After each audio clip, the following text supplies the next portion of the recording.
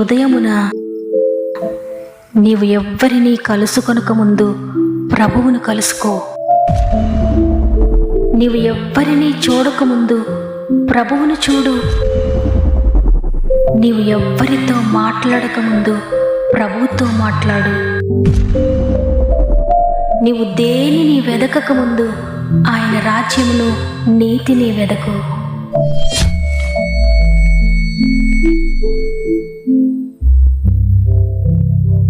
Praise the lord.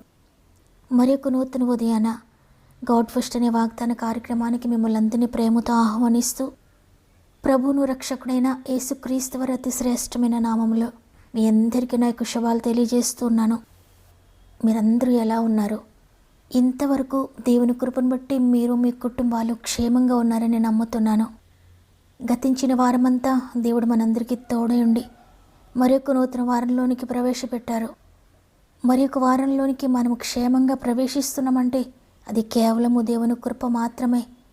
మనం ఎంత ప్రయత్నించినా ఒక్క దినము కూడా బ్రతికి ఉండలేము. ఆయన కృపే మనల్ని బ్రతికించి ఇంతవరకు నిలవబెట్టింది. ఈ దినాన్ని చూడలేని వారు అనేక మంది ఉన్నారు. అయితే దేవుడు మనకు తన కృప చేత మరొక దినాన్ని మరొక వారాన్ని అనుగ్రహించి తన మాటతో మరలా మనల్ని ప్రోత్సహిస్తున్నారు. మరలా నేనున్నానని ధైర్యపరుస్తున్నారు. ఇంతగా ప్రేమించే ప్రభువు, ఇంతగా నిన్ను గురించి ఆలోచించే ప్రభువు నీకుండగా ఈ లోకంలో దేనిని చూచి భయపడొద్దు, కలవరపడొద్దు.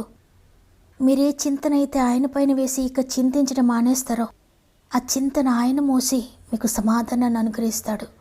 దేవుని బట్టి ధైర్యం తెచ్చుకోండి. మీరు పెడుతున్న ప్రతి కామెంట్ను చదువుతున్నాను. మీకు ప్రతి ప్రార్థన అవసరతను గురించి ప్రభు సందు మొరపెడుతూ ఉన్నాను. ఆయన చేతులకు అప్పగిస్తున్నాను మిమ్మల్ని, మీ కుటుంబాల్లో మీ సమస్యలను. మీరు ఏ అనారోగ్యంతో ఉన్నా, ఏ నొప్పితో ఉన్నా, ఏ బాధతో ఉన్నా చివరి ప్రార్థనలో ఏకీభవించండి. అందరం కలిసి మొరపెట్టుకుందాం. దేవుని స్వస్థత శక్తి మిమ్మల్ని తాకబోతుంది.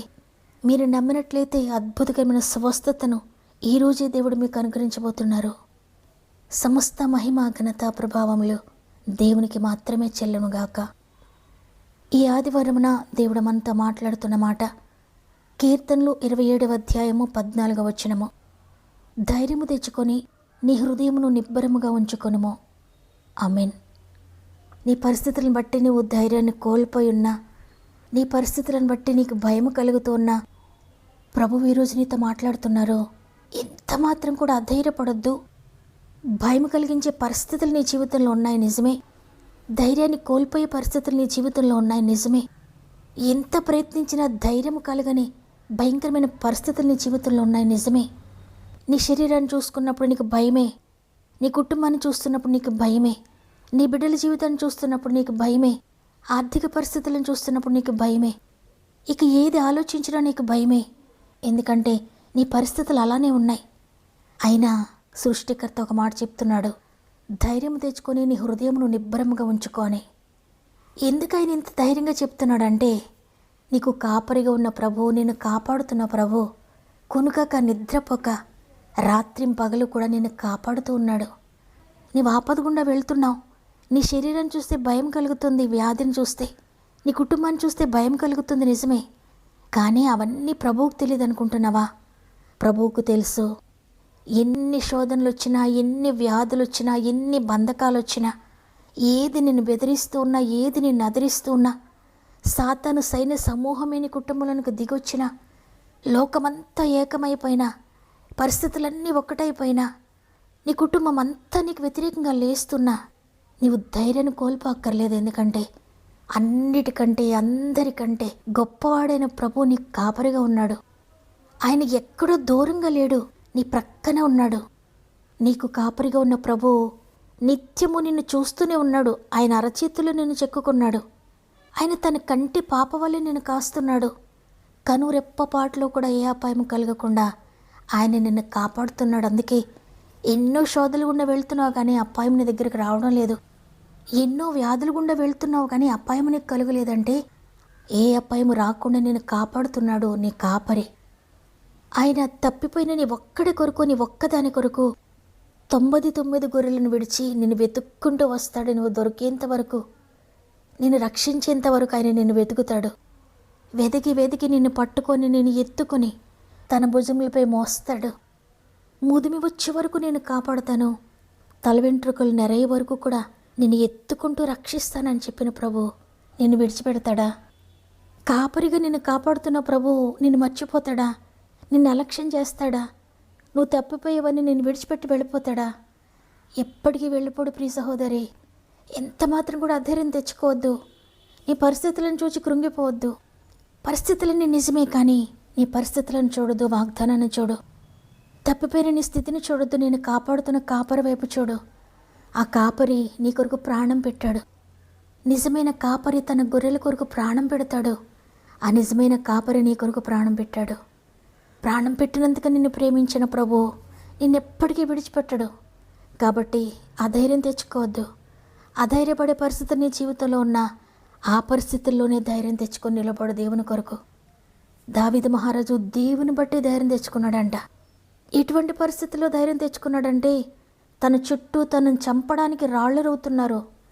తను నమ్మిన వారే తనను చంపడానికి మీదకు వస్తూ ఉంటే, నలుదిక్కుల నుండి అపాయము తనకు పొంచి ఉన్నప్పుడు, నా కొరకు ఒక్కరు కూడా లేరు, అందరూ ఏకమైపోయారు, అందరూ ఒకటైపోయారన్నప్పుడు కొండల తట్టు కన్నులెత్తి, వీరందరూ ఒకటైపోయినా, వీరందరూ నాపైకి వస్తున్నా, నా కొరకు ప్రాణం పెట్టిన నా కాపరున్నాడు, ఆయన నాకు తోడుగా ఉంటే నాకు ఇక భయం ఎందుకు అని కొండల తట్టు నా కన్నులెత్తుచున్నాను. నాకు సహాయం ఎక్కడి నుండి వచ్చును? యెహోవా వలన మాత్రమే నాకు సహాయము దొరుకునని కొండల తట్టు చూస్తున్నాడు కాపరి కొరకు. ఆ కాపరిని బట్టి ధైర్యం తెచ్చుకొని నిలబడ్డాడు. ఈరోజు ఈ మాటలు వింటున్న మీరు కూడా కాపరి ఉన్నాడు, భయపడొద్దు. కాపరిని బట్టి ధైర్యం తెచ్చుకోండి. నీ హృదయం భయముతో నిండిపోతుంది, కలవరంతో నిండిపోతుంది, నీ గుండె బరువుగా ఉంటుంది నీ పరిస్థితులను బట్టి. అయితే దేవుని బట్టి నీ హృదయాన్ని నిబ్బరంగా ఉంచుకోండి. ఇటుగాని అటుగాని చూడక నీ ముందు సిలువ పెట్టుకుని, నీ వెనుక లోకాశలు, లోక శ్రమలు, లోక బాధలు, ఈ లోకంలో ఉన్న ప్రతిదీ నీ వెనుక, నీ ముందు సిలువ అంటే నీ ముందు నేను కాపాడుతున్న నీ రక్షకుడు ఉన్నాడు, నీ కాపరు ఉన్నాడు. ఆ కాపరిని చూస్తూ ముందుకు వెళ్ళు. నీ వెనుకున్న సమస్యల వైపు ఒక్కసారి కూడా చూడొద్దు. నీవు ప్రభువుని చూస్తూ, సిలువని చూస్తూ ముందుకు సాగితే నీ సమస్యలు ఎలా వచ్చాయో అలాగే వెళ్ళిపోతాయి. నీ రోగము నీ కడుపులో, నీ శరీరంలో ఎలా వచ్చిందో, ఆ బాధ ఎక్కడి నుండి వచ్చిందో అక్కడికే వెళ్ళిపోతుంది. నీ జీవితంలో ఉన్న బంధకాలు ఎక్కడి నుండి వచ్చాయో అక్కడికి వెళ్ళిపోతాయి. కాబట్టి ఈరోజు దేవుని బట్టి ధైర్యం తెచ్చుకోండి. దేవుడు నీతో ఉన్నాడన్నది మీరు తెలుసుకుంటే, అంత గొప్ప ఆధిక్యతను మీరు గుర్తిస్తే, మిమ్మల్ని భయపెడుతున్న ప్రతిదాన్ని కూడా మీరు జయించగలుగుతారు. దేవుడు మీకు ఇచ్చిన గొప్ప అధికారాన్ని మీరు ఒప్పుకున్నట్లయితే సాతాన్ని జయించగలుగుతారు, రోగాన్ని జయించగలుగుతారు. సాతాను నీ ముందు ఏ శోధన పెట్టినా నీలో ఉన్న దేవుని బట్టి నువ్వు జయించగలుగుతావు. కాబట్టి ఉదయాన్నే మాటలు వింటున్న ప్రియ దేవుని బిడ్డలారా, భయముని నిలబడి చేస్తుందా? కలవరంని నిలబడి చేస్తుందా? ఏం జరుగుతుందో, ఎలా ఉంటుందో, నా అంతం ఎలా ఉంటుందో, ఈ చేయి దాటిపోయిన పరిస్థితులన్నీ ఎలా ఉంటాయో, నేనేమీ చెయ్యలేను అని భయపడుతున్నావా? ఏ భయం నేను వెంబడిస్తుందో నాకు తెలియదు. అయితే దేవుడు మరలా చెప్తున్నారు, ధైర్యం తెచ్చుకోండి అని. పదే పదే ప్రతిరోజు దేవుడు నీతో చెప్తున్నాడు, ధైర్యం తెచ్చుకో, ధైర్యం తెచ్చుకో. నీ పరిస్థితులను బట్టి భయపడొద్దు. వాటన్నిటికంటే నేను గొప్పవాడను. నీ చెయ్యి ఎప్పటికీ కూడా విడిచిపెట్టను. నీ పక్షాన నేను ఉండి గొప్ప కార్యం చేస్తానని. కాబట్టి ఎంత మాత్రం భయపడొద్దు ప్రియ దేవుని బిడ్డలారా. ఏ పరిస్థితి అయినా భయపడొద్దు. నీ కాపరిని బట్టి ధైర్యం తెచ్చుకో. వాగ్దానం నమ్ముతున్నారా? అయితే ఒక్క నిమిషం మోకరించండి. నాతో పాటు కలిసి ప్రార్థన చేయండి. దేవుడు గొప్ప ధైర్యంతో మిమ్మల్ని నింపబోతున్నాడు. నా జీవమా భయమేలని ఉన్నాడు యేసునాలు నీ విలువని. దిగులేల నా ప్రాణమా సంతసించుమా, దిగులేల నా ప్రాణమా సంతసించుమా. బలవంతుడు నా దేవుడు, నా జీవమా భయమేలని ఉన్నాడు యేసునాలు విరువని లోకమంతా నశించిన ఇలలోని మనసులే గతించిన ఈ లోకమంతా గతించిన ఇలలోని మనసులే నశించిన కొండలి కూలిన తుఫాను రేగిన కొండలి కూలిన తుఫాను రేగిన విడనాడడు ఎడబాయడు నా జీవమా భయమేలని ఉన్నాడు యేసు నాలో నీ విరువని. తండ్రి నీకు వందనాలు.